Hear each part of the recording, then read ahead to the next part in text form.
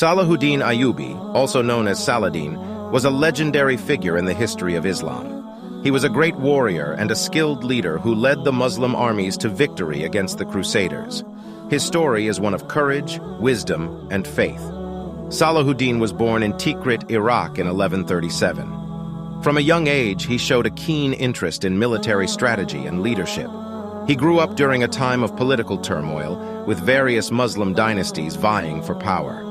Despite the chaos around him, Saladin remained focused on his studies and training. In 1169, Saladin was appointed as the Vizier of Egypt by the Fatimid Caliphate. He quickly rose through the ranks and became the commander-in-chief of the Egyptian army. It was during this time that he began his campaign to drive out the Crusaders from the Holy Land. Saladin's first major battle against the Crusaders was at the city of Hattin in 1187.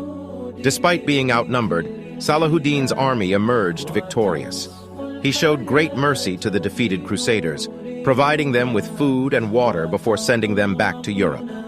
Saladin Ayyubi's most famous achievement was the conquest of Jerusalem, also known as the liberation of the Holy City. He died in 1193.